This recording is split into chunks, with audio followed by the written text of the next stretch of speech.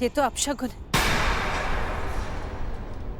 यात्रा प्रारंभ करने से पूर्व आरती की थाली गिरना यह अशुभ संकेत है।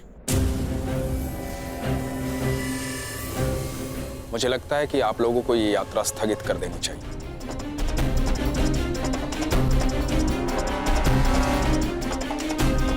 शास्त्रों में लिखा है, किसी भी शुभ मुहूर्त में कोई विघ्न आए तो उसे टालना ही उचित है। भ्राता विदुर कह रहे हैं तो यात्रा स्थगित ही कर देनी चाहिए।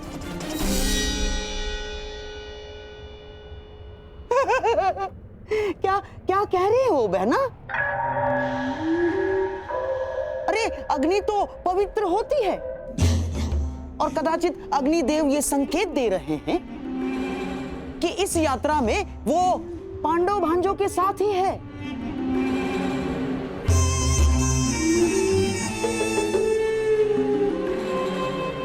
परंतु महामंत्री आप तो स्वयं नीति कुशल हैं। वारणावतवासी युवराज युधिष्ठिर की प्रजा है और वहां उनके और बहन कुंती के सत्कार में विशेष प्रबंध कर दिए गए हैं।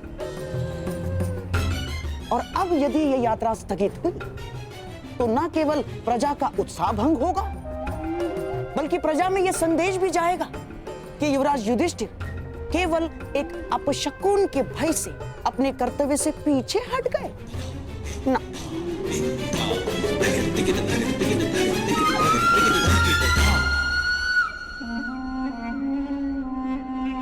महामंत्री, ये युवराज युधिष्ठिर का अपयश होगा। परंतु यहाँ युवराज की सुरक्षा का प्रश्न है। सुरक्षा? महामंत्री, जिसके साथ भीम और अर्जुन जैसे महाबलशाली भाई हों, जिन्होंने पांचाल को बात ही बात में परास्त कर दिया हो, उन्हें किसका भय? मामा श्री का मत उचित है काका श्री, परंतु आपकी मंत्रणा भी आवश्यक है। यदि आप कहेंगे तो हम नहीं जाएंगे।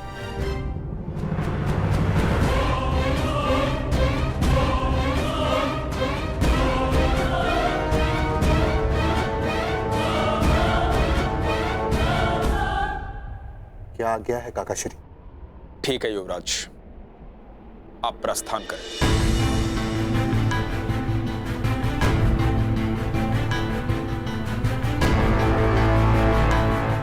यात्रा मंगलमय हो।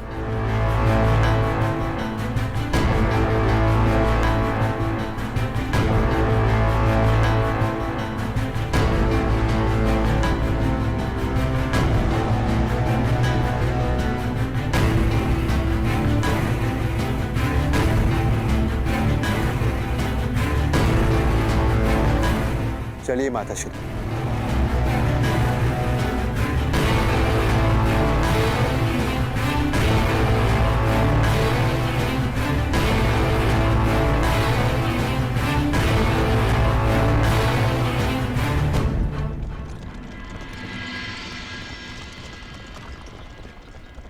अंतिम विदाई युवराज, अंतिम विदाई।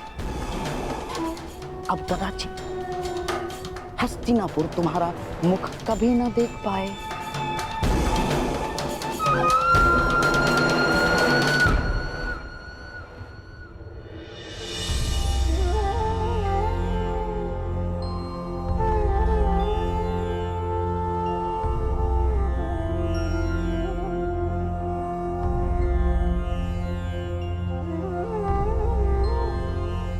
वासुदेव, अभी आपने कहा कि दूसरी यात्रा प्रारंभ हो रही है, तो फिर आप बीच में क्यों रुक गए? विचार कर रहा हूं अंगराज कि कुछ यात्रा यदि प्रारंभ ना की जाए तो भविष्य पूर्णतः भिन्न हो सकता है।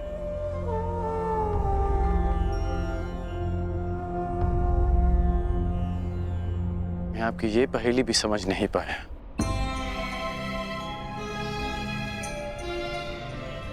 हर पहेली का उत्तर हमारे चयन में होता है अंगराज, और भविष्य चयन पर निर्भर करता है। जीवन जीने के सदैव दो विकल्प होते हैं। एक विकल्प होता है इस पाषाण खंड की भांति, जो अपने अहंकार, अपने हट, अपनी जड़ता के बोझ के कारण भारी और कठोर हो जाता है,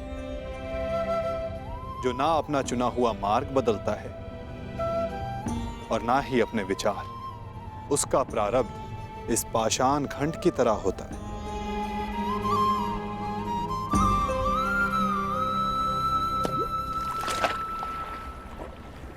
जल में डूब जाना।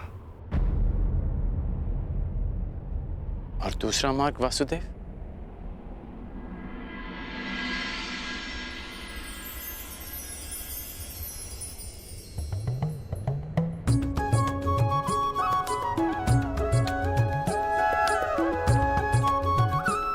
भक्ति मार्ग, इस मोर पंख की भांति हल्का, जो वायु के वेग में बहता है।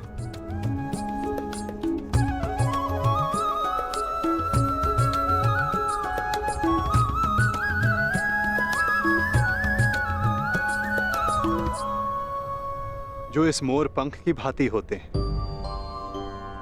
वे अपने आप को ईश्वर की इच्छा के हाथों ऐसे समर्पित कर देते हैं जैसे इसने स्वयं को वायु को समर्पित किया। इसीलिए वायु उन्हें किसी भी ओर ले जाए, वे सदैव ईश्वर की गोद में रहते हैं। यदि हर बात में ईश्वर की इच्छा है और प्रकृति भी ईश्वर की गोद है, तो ये पाषाण ईश्वर की गोद में ही गया है। तो इस प्रकार तो ये दोनों मार्ग एक ही हुए ना वासुदेव? पाषाण हो या पंख, वायु के साथ बहें या जल में मग्न हो जाएं, रहना तो ईश्वर के साथ ही है।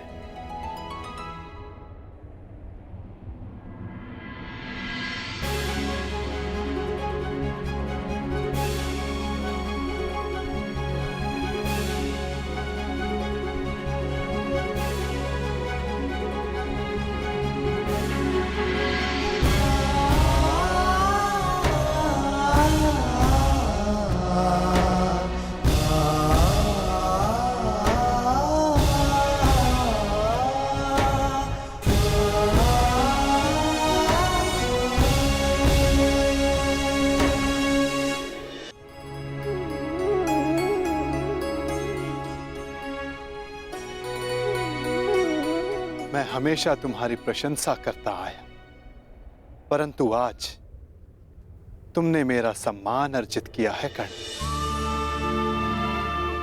तुमने वो समझ लिया जिसका ज्ञान पाने में ऋषि मुनि अपना सारा जीवन बिता देते हैं। कोई पाषाण खंड नहीं, कोई मोर पंख नहीं। यदि कुछ महत्वपूर्ण है तो कर्म और कर्म के परिणाम। कुछ महत्वपूर्ण है तो हमारा चुना हुआ मार्ग।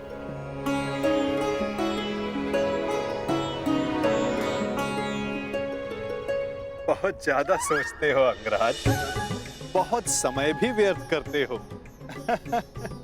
अब यहीं रहना है या आगे चलें?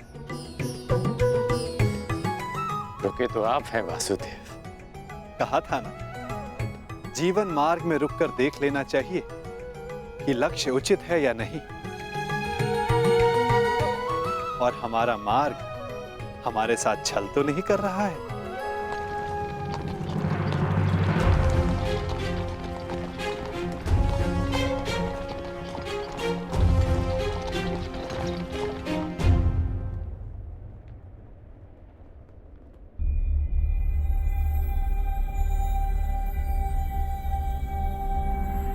ये दो रथ क्यों वासुदेव? क्योंकि यहां से दो मार्ग जाते हैं कर्ण, एक हस्तिनापुर को और दूसरा पांचाल को।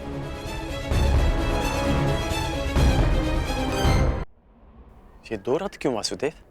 क्योंकि यहां से दो मार्ग जाते हैं कर्ण, एक हस्तिनापुर को और दूसरा पांचाल को। तो अचानक आप पांचाल जा रहे हैं? कहीं इसका संबंध पाषाण खंड और मोरपंख के चुनाव से तो नहीं? नहीं कर, आवश्यक नहीं कि हम केवल पाषाण खंड या मोरपंख ही हों। कभी कभी कर्म के साथ साथ निमित्त भी महत्वपूर्ण होता है। हम में से कुछ पाषाण पानी के लिए निमित्त होते हैं, मोरपंख के लिए वायु का, और निर्माण के लिए अग्नि का। निर्माण के लिए अग्नि का? परंतु अग्नि तो सब भस्म कर देती है। हाँ, परंतु यही अग्नि पवित्र भी करती है अंगराज। और ऐसी ही एक अग्नि का साक्षी बनने जा रहा हूं मैं, जो एक पिता के मन में उत्पन्न हुई। वो अग्नि जो एक दिन सब पवित्र कर देगी।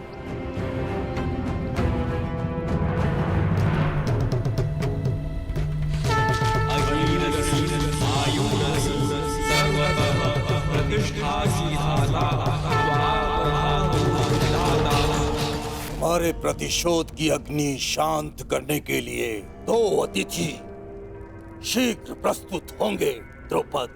मैं भी उनके स्वागत के लिए आतुर हूं ऋषिवर। तब से जब से द्रोण ने मेरा अपमान किया। ये कैसी विचित्र अग्नि है द्वारकाधीश? अग्नि अग्नि होती है कर्ण। हाँ, उत्पत्ति का कारण और उद्गम भिन्न हो सकते हैं। लालच की अग्नि, घृणा की अग्नि, छल कपट की अग्नि। आशा करता हूं जब कभी ऐसी अग्नि से तुम्हारा सामना होगा तो तुम उचित निर्णय लोगे कर्ण। एक बात का आश्चर्य है वासुदेव, आप पांडवों के ममेरे भाई हैं, तो मुझे लगा कि आप मुझे कुमार दुर्योधन से दूर करने का प्रयास करेंगे, परंतु आपने ऐसा नहीं किया। क्योंकि सारथी का कार्य केवल मार्ग दिखाना होता है अंगराज, चयन तो रथ ही करेगा। फिर भी यदि समय आने पर चुनाव करना पड़ा तो किसका चुनाव करोगे अंगराज?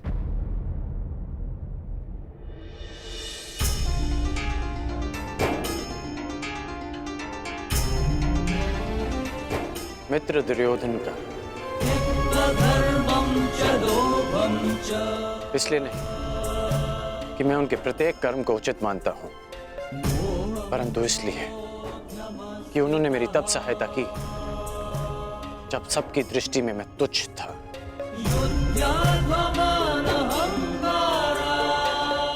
मैं पाषाण होने का विकल्प चुन चुका हूं, क्योंकि जल रूपी निमित्त बनकर दुर्योधन ने मुझे संभाला। चयन तुम्हारा है अंगराज, परंतु स्मरण रखना, हम कर्म चुनते हैं और कर्म हमारा परिणाम चुनता है।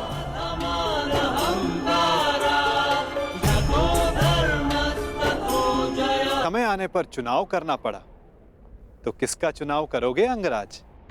मित्र दुर्योधन का। चयन तुम्हारा है अंगराज, परंतु स्मरण रखना, हम कर्म चुनते हैं और कर्म हमारा परिणाम चुनता है। और कुपक्ष में होने से कुपरिणाम भोगने की संभावना अधिक होती है कर्ण। तब भी मैं मित्र दुर्योधन को ही चुनूंगा। प्रणिपात वासुदेव।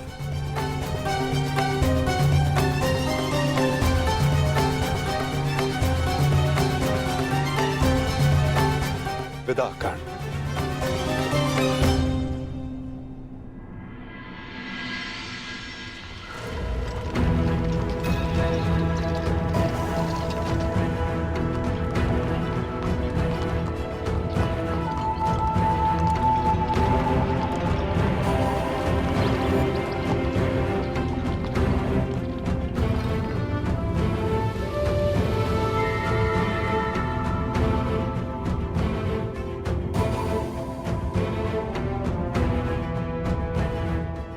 अति सुंदर। विश्वास नहीं होता कि भ्राता दुर्योधन आपको इतनी सुंदर भेंट दे सकते हैं। समय के साथ सब बदलता है अनुज। खट्टी कैरी भी समय के साथ बदलकर मीठा आम बन जाती है। अनुज, दुर्योधन को भी दूसरा अवसर अवश्य मिलना चाहिए।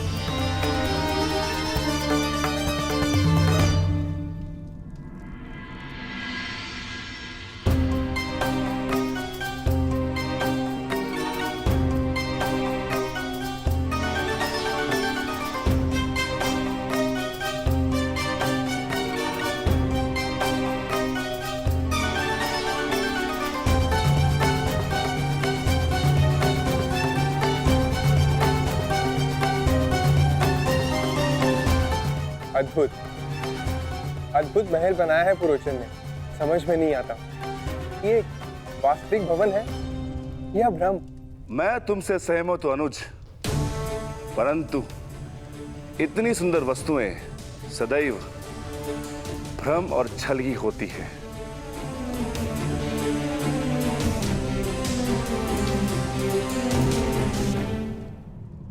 तो कौन सी भूल हो गई मामाश्री? पुरोचन केवल यही संदेश देने तो आए हैं कि पांडव लक्ष्य ग्रह पहुंच चुके हैं। तुम समझते क्यों नहीं हो दुर्योधन? जितने विघ्न शुभ कार्य में पड़ते हैं, उससे कई अधिक विघ्न अशुभ कार्यों में पड़ते हैं। उस दिन मैंने राजसभा में बात पलट दी। कहा कि तुम अपने भाइयों के लिए महल बनवा रहे हो, और अब यदि इस पुरोचन को यहां किसी ने देख लिया तो?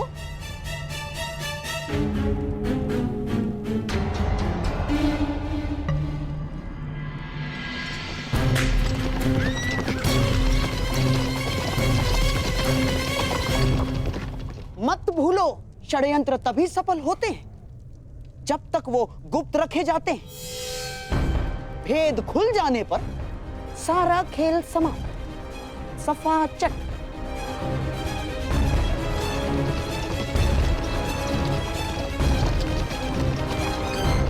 और तुम अपनी बुद्धि लाक्षागृह की नींव में डाल के आए हो।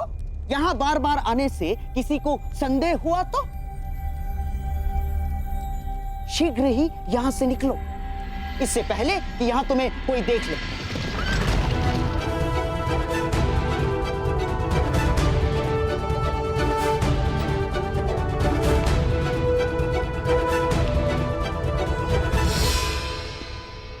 जी मैं तो बस ये पूछने आया हूं कि मुखाग्नि कब देनी है? शीघ्र, शीघ्र, अति शीघ्र, समझ गए? मामाश्री, परंतु यदि सब कुछ इतना ही शीघ्र हुआ तो भी तो लोगों को संदेह हो ही जाएगा ना। संदेह तो किसी भी स्थिति में तुम पर ही आने वाला है मेरे होने वाले सम्राट। परंतु मैं ये चाहता हूं कि बस ये संदेह पांडवों के अंत के पश्चात ही हो, उससे पूर्व नहीं ना।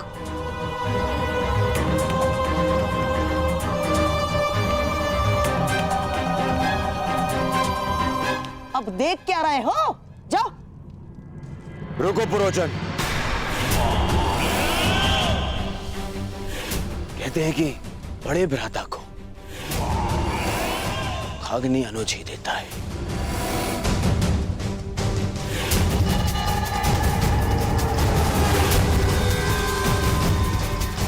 तो फिर मैं अपने कर्तव्य को कैसे भूल सकता हूं? जाओ, ये ले जाओ पुरोचन। मेरे भाइयों की चिता तुमने सजाई है, परंतु उनकी मुखाग्नि मेरी ओर से ही होनी चाहिए।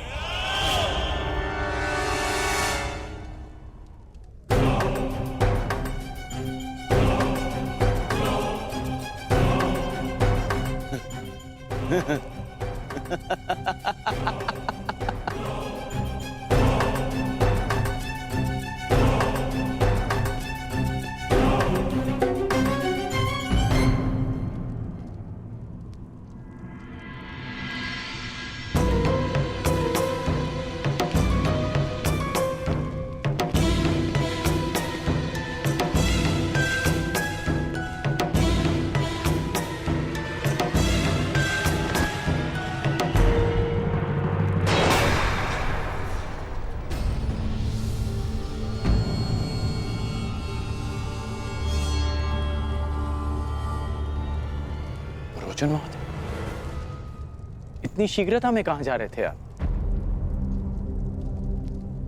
वर्णावत। मैंने आपकी सामग्री गिरा दी, मैं ही इसे उठा देता। सावधान अंगराज, ये अग्नि कहीं आपको जला ना दे।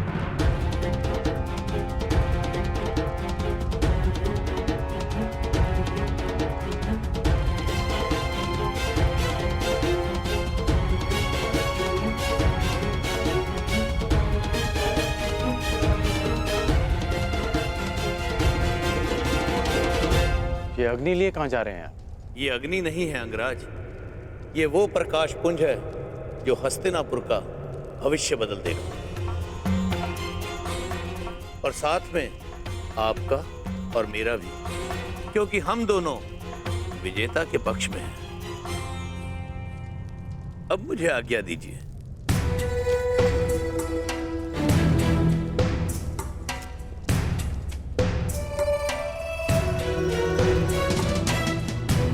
अग्नि, प्रकाश पुंज, हस्तिनापुर का परिवर्तित भविष्य।